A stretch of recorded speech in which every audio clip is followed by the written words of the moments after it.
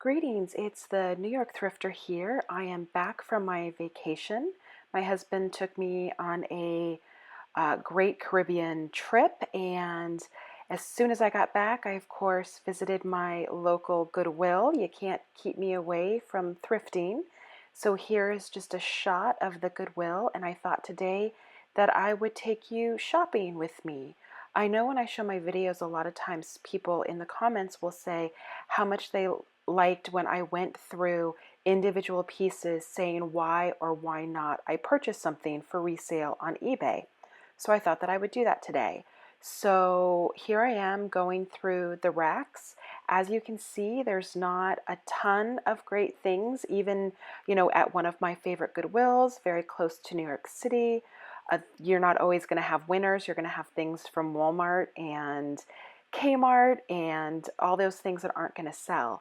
But as you'll notice, I try to go through every single item, identifying which each of them are.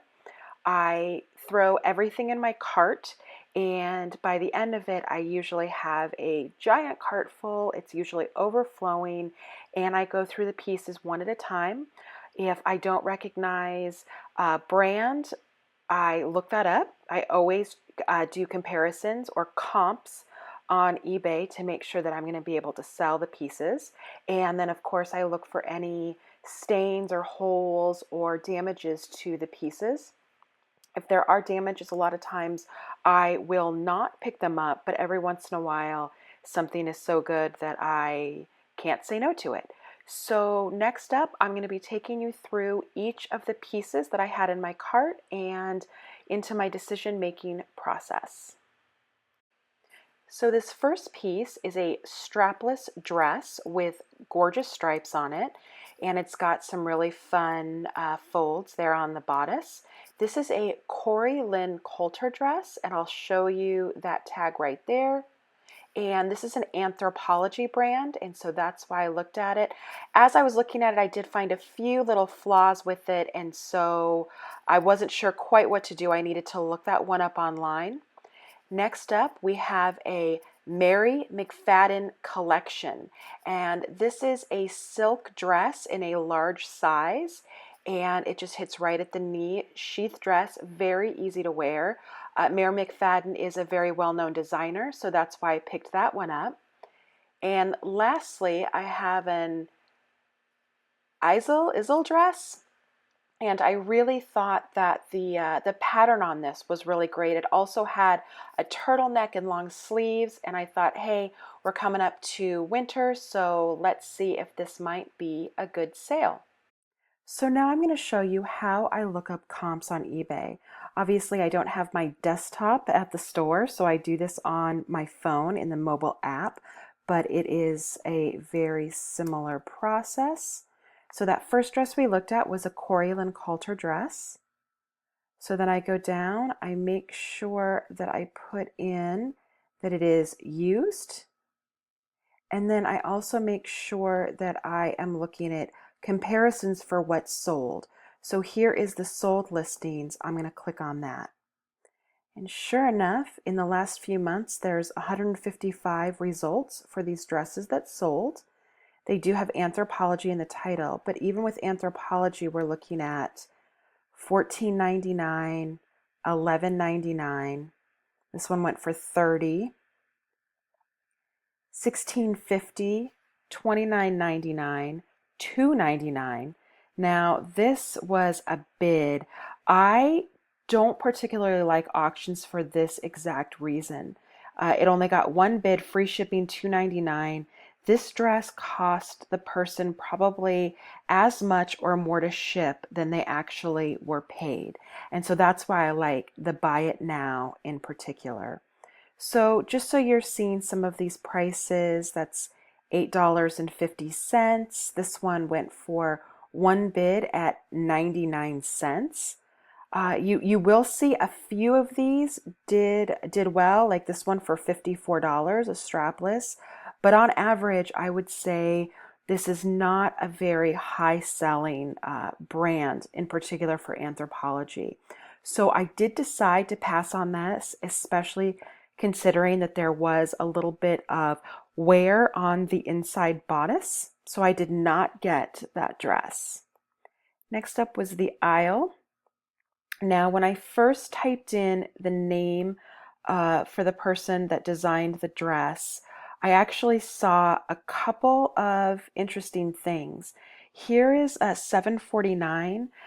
This is what is listed right now. This is not what is sold. These are up for sale right now.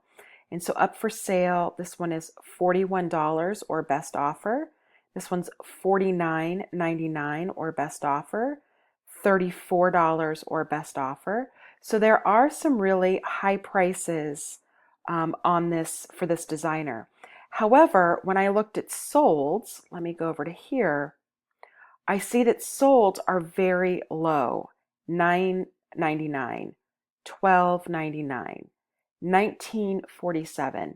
That's not horrible, but you really have to think about how much you're purchasing your pieces for. Dresses at this particular Goodwill just increased the price for $9.99. So all the dresses are $10 unless you get a sale color. Now, none of the dresses I'm looking at right now have been were on sale at the Goodwill when I was there. So if I spend $10 on a dress and sell it for $19.47, that leaves me with a very, very small return on my investment. And so I decided not to get this dress either. Now with the Mary McFadden, I think this is a really interesting case. I want to go here to show you the Vintage Fashion Guild. That's at vintagefashionguild.org, and they have a label resource.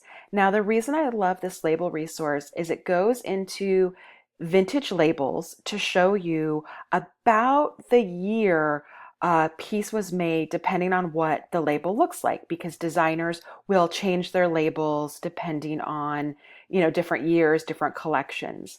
And so for this Mary McFadden, what I did is I went to M, scroll down. Mary McFadden is right here. When I click on her, it gives a little bit of information about her. What was interesting is she started out selling hand-painted silk dresses in 1975, and then she created a new pleating technique that was made from polyester, which pleating was permanent. And so this became her trademark. She became very famous for it. Later on, she kind of did a little bit more mass produce in the 1990s. She did a collection for QVC on television and then went out of business in 2003. And so if you follow along here, you will see the different labels for the different periods in time that she was designing. So this label's from a 1980s gown. This is a Mary McFadden couture from 1980s. This is a studio suits from the 80s. So as you're going down, what you really need to do is you need to find which most closely resembles the label in your item of apparel, and that will help you date the piece. Now, for what we were looking at, I actually have a Mary McFadden collection, which means it was probably from the early 2000s. So that is not going to be considered vintage. And so if you go on to eBay and you look up Mary McFadden collection, so these are not vintage, these are the sold listings. We have one for $18, one for $8.99, and this actually looks very similar to the piece that I have only in red. This one, a best offer was accepted for $21. This one did a little bit better at $29. It has a very interesting print on it. A best offer was accepted below $15.99, free shipping. This is a $3 free shipping. So as you can see, the Mary McFadden collection made in the 2000s does not have a great return on investment. But I went over to Etsy where I looked at the vintage pieces for Mary McFadden. And this is where you're going to see some really, really great pricing. Here's a vintage dress for $68, $46, $85. Here's one for over $600. And so here's one for $99. So if you have one of those older pieces, this really does look like it would be worth your time and investment to get. Here is a Mary McFadden Couture, which is selling for almost $1,000. Now, that's not to say that they're going to get $1,000 for it, but it really shows you the difference between vintage with the designer and not vintage. Now for the next three dresses that I saw when I was in the Goodwill, here is a very light purple kind of cocktail dress. It looks like something a bridesmaid would wear. And I grabbed it because it was new with tags. And when I looked at it, this is Alexia Ardmore, and I had never heard of that before. I looked at the tag and it was priced at over $200. So I thought, hey, I should look this up, find out how much it goes for, only to find out it didn't seem to be a really popular brand. I'll show you that in a minute. Here's a Badgley Mishka dress, silk dress, very popular designers, their partnership. It's having problems getting to the tag, but oh, there it is, little Badgley Mishka. But as I was looking it over, I found it had a lot of flaws on it. So you can see kind of a hole there. And then when I looked at the neckline, there was a lot of different folding and problems with that. So here is probably my favorite find of the day. This is an Eliza J. halter dress in a very bright print. It has a cinch right around the waist. That's the halter neckline, and it has the chain around the neckline. Now that is the Eliza J tag. Okay, so for this first dress, we're looking at the Alexia Ardmore dress. And I put in new with tags sold listings, and I found 21 results. So this yellow one sold for $16.97 just a few days ago. And then earlier in July, we had one that went for $5.99. Now, here's one that did a little better, $38, and that was again kind of that a little past the first week of July. $6.99. So this is kind of your classic all over the place. Here is $9.99. That was sold twice. They had two pieces, and this goes all the way back to June. So what this is telling me is this is not necessarily a really popular brand and probably a boutique item. And just because the price tag says that it sells for over $200 doesn't mean that's going to be your return when you sell it online. So the next piece that I showed you was a Badgley Mishka dress. Now, I didn't pick it up because it had some flaws on it, but I did want to show you that this is a really great brand to grab. Here are some recent solds, $159, $66, $69. Oh, here again, $7.99 with one bid. Ouch, that is not a great price to sell it at. $54, $89, $159, just to show you that this really is a great brand, and if you find it, it can certainly be worth your investment. And the third one that I just showed you was Eliza J. I typed in used sold listings, and I did type in a maxi halter dress because this is a very specific type of dress. The halter is very popular as well as the very long length.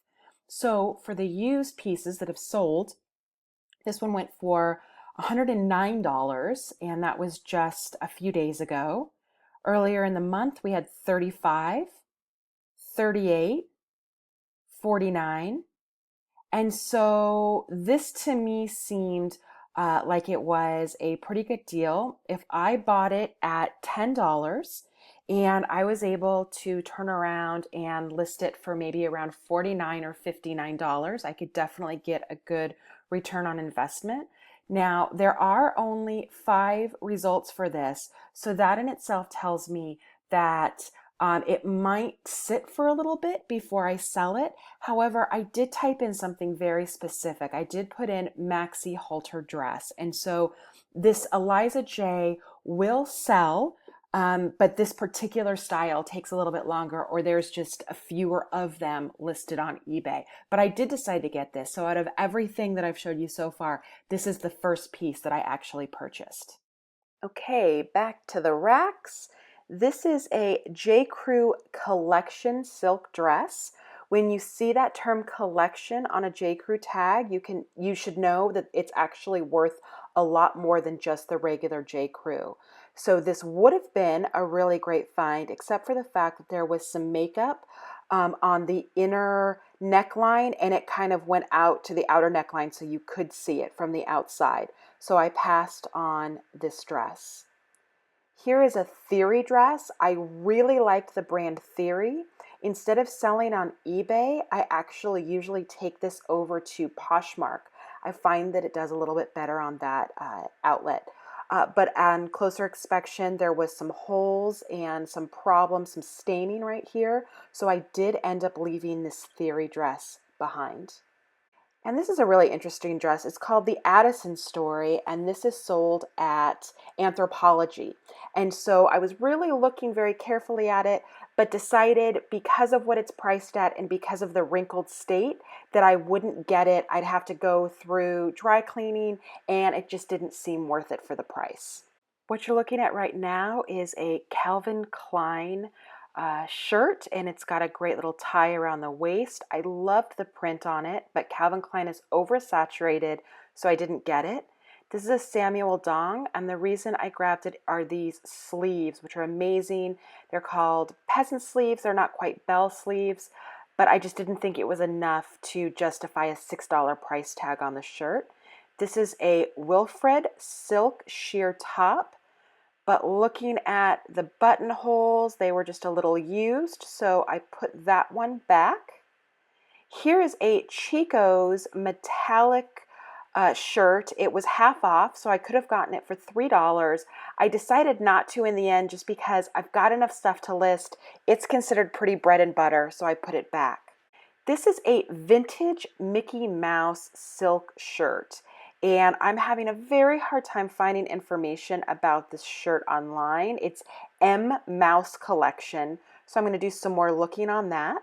And this last piece is another vintage shirt. This time it's a houndstooth, and it's in a really pretty kind of turquoise light blue color. I checked all the buttons, everything was there, and for $3, I thought it would make a great piece.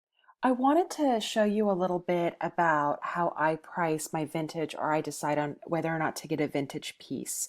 So for the Mickey Mouse shirt, like I said, I'm going to be doing a lot more research, but I did want to show you the difference in prices with a couple different outlets, selling outlets online.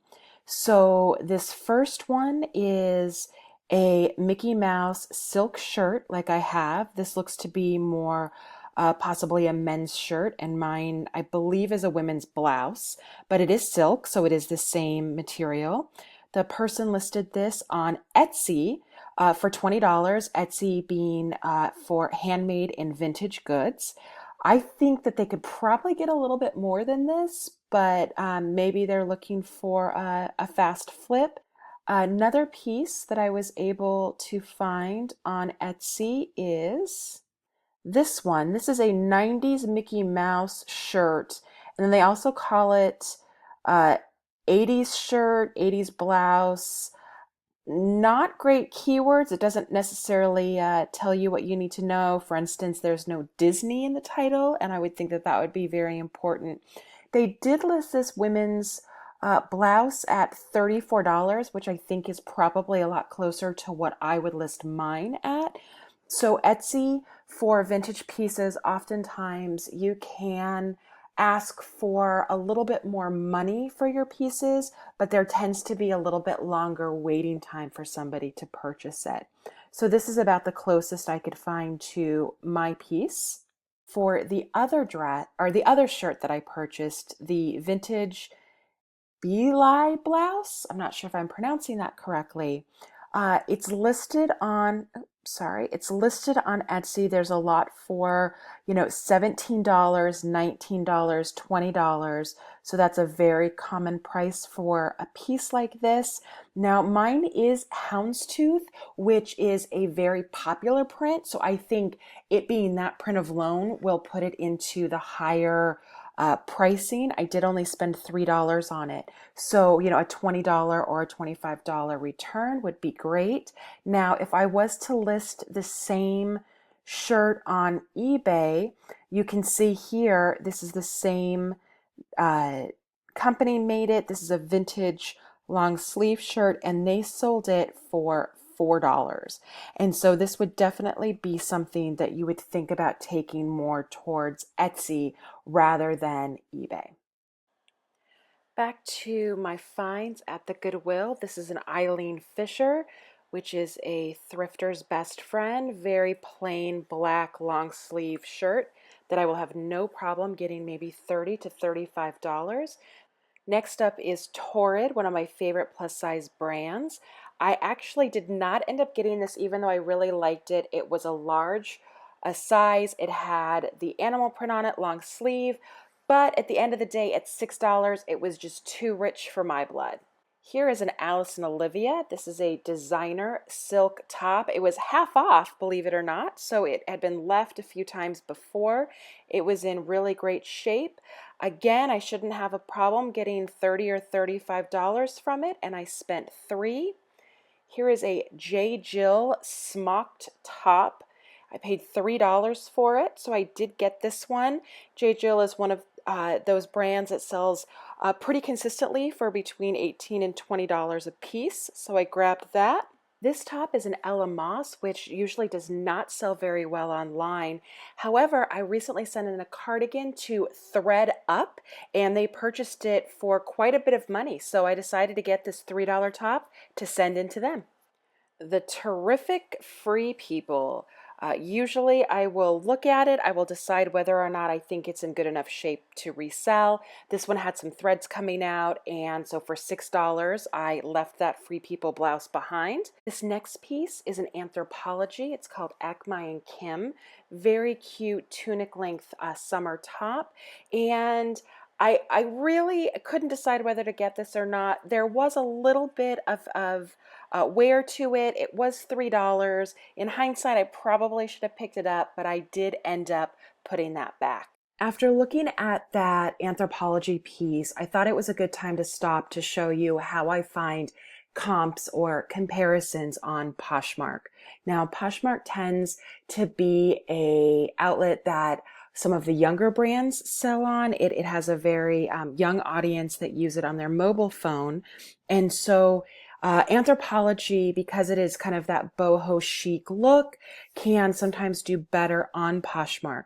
So whenever you want to find out if you want to be selling a piece here, you go onto Poshmark, you type in the name of the piece. This is an Acme and Kim, and then you go down, and here on the left side, you're going to see availability.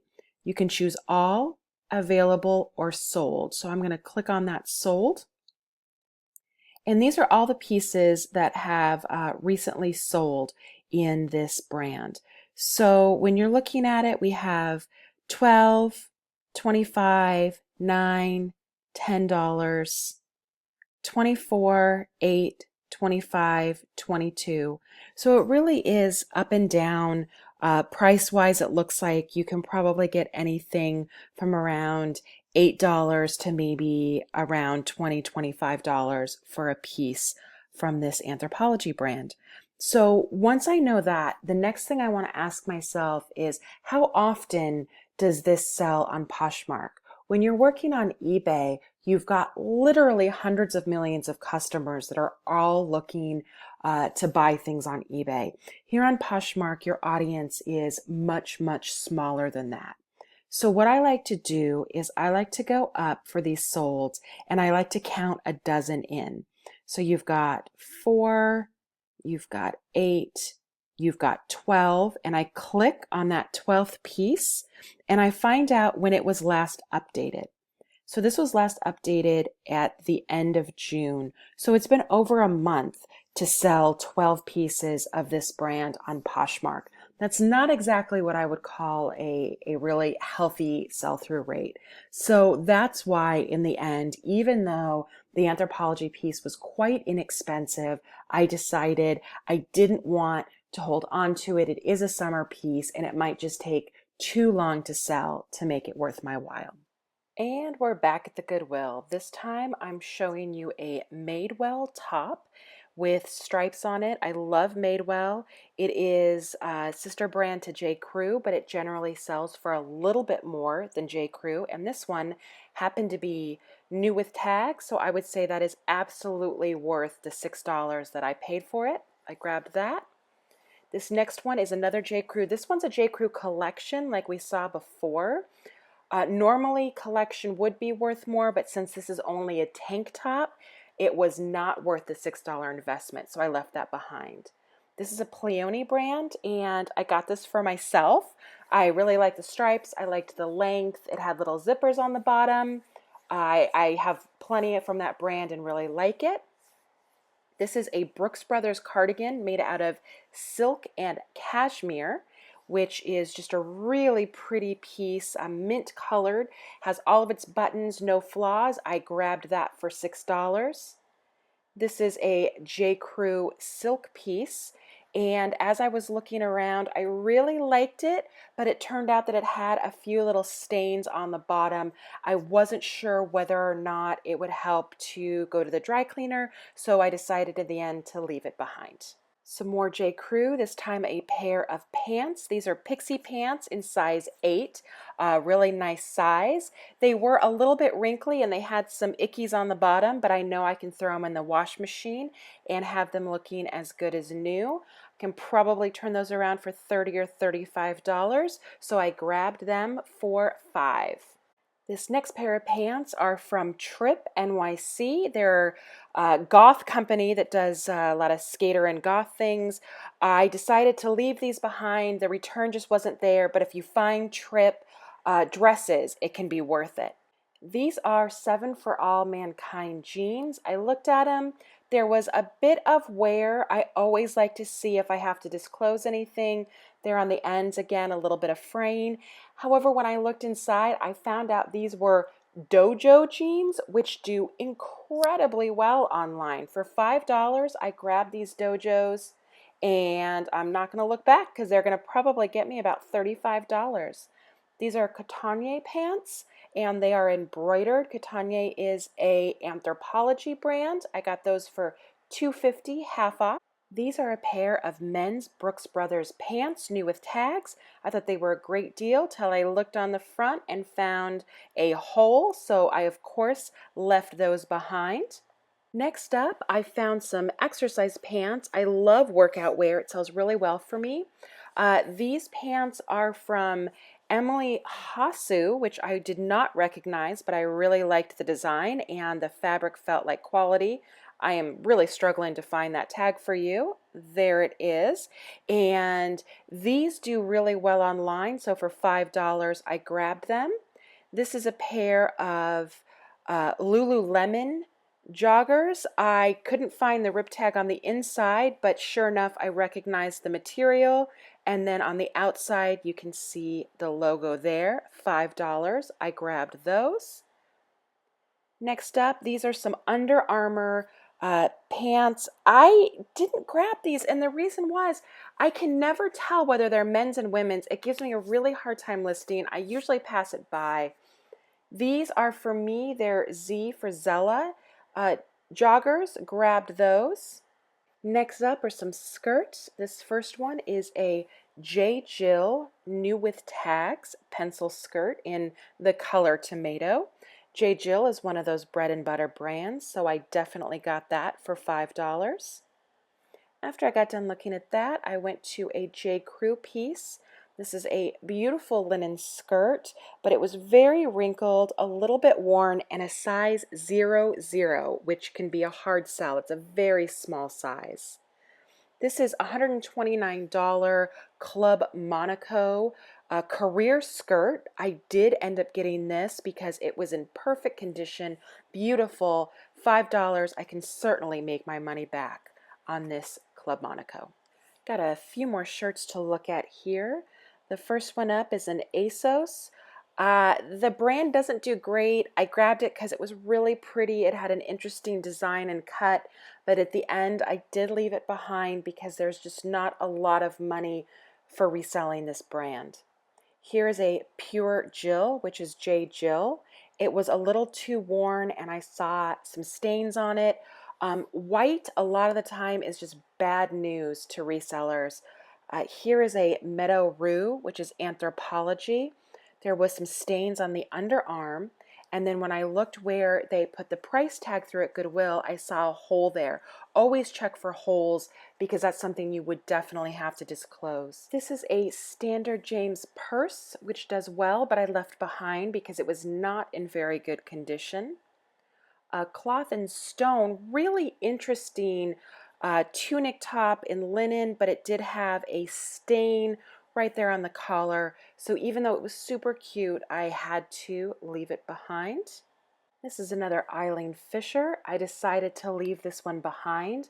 It was made out of linen and it was very open knit on the sweater, and there were snags on it, and so I couldn't get a really great resale price for that.